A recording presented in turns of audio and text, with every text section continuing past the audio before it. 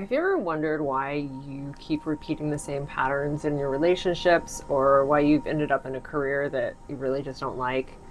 Um, these are actually things that human design can help you understand and overcome. Everybody in the spiritual circles of the internet loves to talk about human design, but most of what you find online is actually pretty polluted information. So um, it's like if you've never heard of it, don't go out and Google it because most of what you're going to find online is actually kind of dogma that's going to kind of keep you dependent on outside experts and away from your own inner knowledge. Human design was never intended to be a personality type system. It wasn't so like, it's not about finding your type and following your strategy. These things were added later. And I'm actually pretty convinced that they were added later in order to keep you dependent and to make the money for the pyramid scheme. But it doesn't have to be that way. The real human design, the actual original mechanics of the revelation, reveal something so much more powerful. And that's probably why it actually got kind of co-opted and turned into a like a brainwashy culty kind of vibe. And it really, what you can learn from human design original mechanics is actually where you have your own access to your own information and where you're susceptible to outside influence and conditioning. And actually, somebody responded to a thread that I posted the other day, and she put it so beautifully that I had to repost it. And so I'm gonna pull that up right now so that I can read it to you. But this is Soul Healing Mission, and she said, I also see it as a system that helps us see new depths to our own potential, to reshape how we perceive the traits about ourselves seen negatively, to see how it might be useful, and it can also help to create a little more patience when you understand how those in your life are already naturally living out their design. It can be a huge empowerment tool, but it isn't a guarantee. And I think that is a really good way of looking at it. So what we're doing here when we study our design is we're actually learning like which areas of our body are reliable and constant of our information versus other people's information, and which areas of our lives we kind of get stuff mixed up with other people's. So you can kind of think of the centers in your body graph like a Google Drive. Okay, so you have folders that are really like well organized and labeled, and they're all shared folders, right? And so there's multiple people, everybody in your life is kind of putting files inside of these shared folders, but some of the folders are really well organized, and there's like a folder called like cat, and there's a folder called like your name, and all the files that go in those folders are just edited by those people, and so you always know whose file it is, when they edited it, things like that. Those are our defined centers, right? And then our undefined centers are the places where it's all just kind of jumbled. Like you might have the same file open as somebody else and you're both trying to edit it at the same time, but there's no like indication of who is actually putting that information in there. And so our undefined centers are the places where we're like, somebody may have come in and edited the file that we were really working on, and we don't have any version control, right? This is just straight up files. And so when you so for example, like if your heart center is undefined, you might have like folder that has like confidence issues and self-worth problems and things like that, and you don't know who they're labeled for. Like you don't know if it's yours, you don't know if it's your mom's, you don't know if it's your siblings. Like it's all just like kind of jumbled in there together. And you pick those up and you kind of take them on as your own. Or if you have an undefined head center, you've got all these random ideas, but you don't actually know whose idea they were or whether they were even yours in the first place. They might have been somebody else's, and you didn't really you just don't realize that. And so when you understand which folders or which areas of your life, like which of your 9 centers you have defined versus like organized versus chaotic, this really changes everything about how you can navigate your relationships and make your career decisions and like follow your entire life path. So when you start to understand why you behave the way that you do, you are going to stop beating yourself up for living out these patterns that aren't even yours. So for example, most of us have unconscious patterns from like trauma that we experienced early on in our life, or from ancestral conditioning, or even just like random thoughts that like you'll be driving down the road and a random thought will come into your head, and then you'll be like, wow, I'm a really bad person for thinking that thought, for example. But it's actually like, those might not have been your thoughts. Like, you might have, like, you're probably just picking them up. So if you, so for example, if you have a design to wait, which means that you don't have a motor defined to your throat in your natal, like your birth chart, you are probably going to grow up thinking that you're lazy or you're broken. But you're not. You're actually designed to pause and evaluate and kind of watch what's going on before diving in and acting. Our culture is so obsessed with action, and it makes people that have a design to wait kind of think that there's something wrong with them. And there's not. So when you learn your energetic blueprint, you get permission to operate the way that you are meant to operate. Another example of this would be like your G center. So this is the center in the your G center in the middle of your chest is your internal compass for your direction in life and kind of your identity. If you have an undefined G center, you're probably going to be more likely to absorb other people's expectations about like what you should do with your life, who you should marry, what career you should take. Like, so for example, my parents, or not just my parents, everybody in my life was just like, oh, you're so good at math and science. You are going to be an engineer when you grow up. So I followed that path for, all through high school. And then I got to college and realized that, aerospace engineering wasn't really what I wanted to do with my life, because I learned what most people in aerospace engineering actually do. And it's not sending people to space, unfortunately.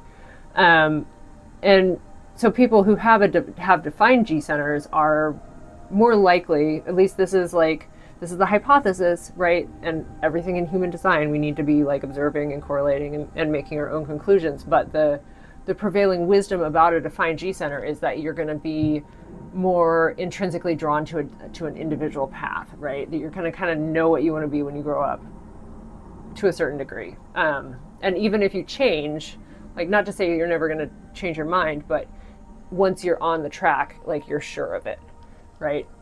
So for example, my partner, when he was a kid, he always wanted to be a pilot.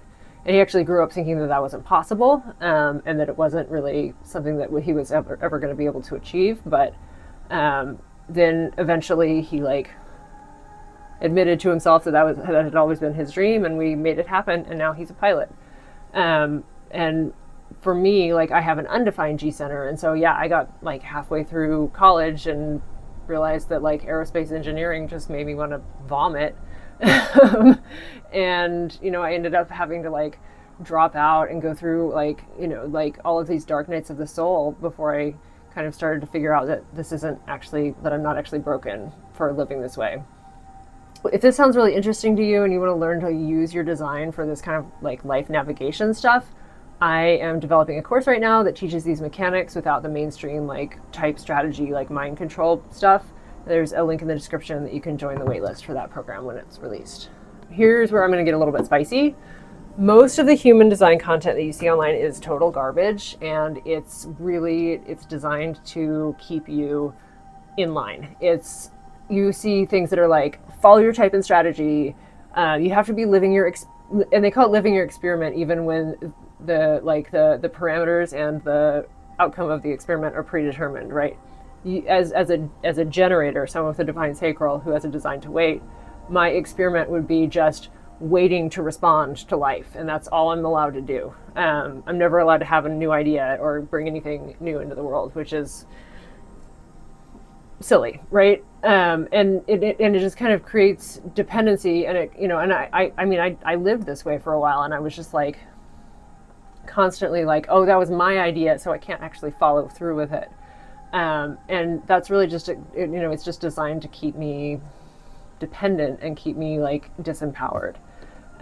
So if you in mainstream human design, you'll also see these concepts like signature and not self themes. So this is things like frustration and satisfaction, or anger and peace. And it's everybody has these emotions, right? Everybody gets frustrated. Everybody gets angry. Everybody feels at peace. Everybody feels satisfaction. And it's not it's magically more important for some people to follow these emotions than others. So, parenting example, right? I have a toddler, and I get really freaking frustrated when she won't go down for a nap, right? But does that mean that she doesn't need to go down for a nap? Like, no. Like, there are cases, there are times when you actually need to push through those negative emotions and like do what's on the other end of them. It's not a sign that says like turn around here, like do not enter. So that's the danger in like following your type and strategy. The real power that we get from human design is when you understand your definition type. So that is going to be like single, split, or triple split. There's a few others. Or if you have a do or a wait design, like a design to do, a design to wait. So if you have single definition, design to do, or if you have triple split definition, to do with an aspect to wait, right? It's all like that is what you, that's the first piece. And that tells you, first of all, whether you're going to be somebody who's just more action oriented, or if you are designed to be more of an assessor and more of a like contemplator, and how many energy systems are operating in your body, whether you've got one gearbox and everything's in sync, or whether you have like 2, 3, 4 gearboxes that are all kind of like operating independently, right? That alone is so validating. If you're interested in hearing more about what living with split definition is like, I have a couple podcast interviews with my friends who are split definition. So there's a playlist up here, and that's where you can to find out more. But the other thing, besides understanding your definition type and your and mode, which is type is this split, triple split thing, and the mode is to do or to wait. When you go deeper with that and you learn which centers you have defined and which centers you have undefined, so this is like which of your Google Drive folders are well organized and labeled, and you know who is contributing what to them, and which of your Google Drive folders are just like a jumbled mess, and you're going to open them up and be like, what is this document? And you're going to gaslight yourself into thinking that it's yours, because you don't even realize that it's a shared folder. For a lot of people, they don't even realize that we're always picking up other people's information in our systems. That's where you're going to be able to like really start to understand yourself, understand your patterns, and really start to overcome some of those things that are holding you back in life.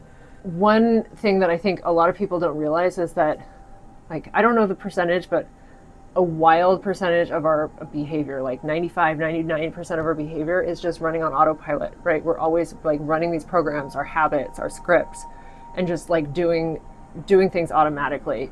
I think it's a little bit different for people who are neurotypical versus neurodivergent. I think neurotypical people actually have more of those like programs that they're just constantly running and they don't even realize that they're doing things, whereas neurodivergent people might have a bit more of like and now I need to do this, and now I need to do this, right? There's like always these like checklists in our heads that we're going through. But either way, everybody is almost always running on autopilot a lot of the time. And sometimes you'll do things, especially in relationships, that, either you don't even reflect on and think about, or when you do go back and reflect on it, you're like, what was that? Like, why did I say that?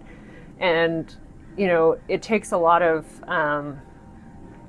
emotional awareness and maturity to be able to, first of all, even admit to ourselves that we're doing things that we don't like, and then second of all, to start to repair those relationships or overcome it and try to change our own behavior. And that is really, that's like the thread that I quoted earlier. Giving ourselves more grace and giving other people more patience when we understand, like, oh yeah, and I'm not saying like go to your partner and be like, oh well, you have an undefined spleen and I have a defined spleen, so you really need to be listening to me in this. It's not about that. It's about like understanding and just knowing, like, I might think to myself like, oh, my daughter has an undefined root, and so she probably feels unsafe right now, and so I can be present for her. Things like that, right? And also just understanding that all of our body graph, our entire body graph is just a huge antenna. It's a radar that's constantly picking up other people's information, our own information, and filing them away in those Google Drive folders. And like, when you start to become aware of it and you become conscious of it, then you can flow with it. You can move other people's information out. You can be more conscious of it, and you can really just be more aware. And that is like the first step for any sort of improvement, right? This is why I think that personal, like most personal growth content really goes off the rails is because most of the personal growth content that I see on YouTube is really mostly about here's how you need to be doing it. And it's like, this is the 7-step strategy, or this is the morning routine that's going to change your life, or all of these, they're very prescriptive, and it's always like, here's what I do, and so you need to do exactly this. But the thing is that we're all like, not only do we all have our own lives, like live in our own, like have our own educational background, our own parents, like, but we also have our own individual unique body graph. So our energy flows through our systems in different ways. And so the same advice that's going to work for somebody like Alex Hormozy is not going to necessarily work for me, right? Because we're all like, we're different people. We're starting in different places. We have different body graphs. By learning how our energy flows within our own system, we're going to be able to have better discernment about what approaches might work, like whether I should join the 5 a.m. club or whether it's better for me to kind of take a long, slow ramp into the day. The whole idea, the big idea here, right, is to become a more self-actualized person, and so that we can contribute more to the whole and to the collective and to the planet. Like, it's not just about making a pile of money. Like, yes, money is nice because it buys us our freedom. It buys us time freedom, space freedom, like things like that. But it's all like, what we want is we want freedom to be ourselves, to do what we want to do, to contribute to the greater whole. Like, that is the whole point of personal growth. And so when you're walking around with like unhealed trauma and some baggage that you're not aware of, you are not going to be able to get to those heights, right? You can't build a pyramid on a broken foundation. So when you start to, like, when you use, basically the whole point of a lot of spiritual journeys and development is to like do the healing, do the work, right? And that's one of those places where human design can really help. You can show you, like, these are the patterns that I have, like these are and then by bringing those parts to awareness, we bring them back into the whole, and then we can build that strong pyramid foundation that we can build that, like we can ascend to the heights. And so yeah, that's what drives me. That's what this is all about. Like, yes, I want financial freedom, and I'm sure you do too, but it's not about the money. It's about being able to help people become more self-actualized, better versions of themselves in order to break the cycle of destructive actions that we see, like with the toddlers in charge of the world right now. So yeah, if this all sounds interesting to you, this is exactly what I'm teaching in my upcoming course. So definitely get on the wait list for that. And I drop a comment. Let me know how this resonates with you. Yeah, it's really just not. It's like this format of human design that I'm trying to like bring back into the mainstream is really just about like understanding what your operating system came in with. Like, what are the rules and what are the filters that you are operating with in the world, and bringing those to conscious awareness instead of keeping them allowing them to continue to control your behavior through cycles of trauma. So yeah, if you are completely new to human design, there's a link in the description to go to my app, and you can put in your birth information, and you can get your chart. It's a nice, pretty looking. I think it looks okay, which is something that most human design apps have always kind of bothered me. And yeah, this is my life's work right now. So hit subscribe if you're not already. Leave a comment introducing yourself. Pop into our free community, and for the cosmic revolution. Stay salty. I'll see you next time.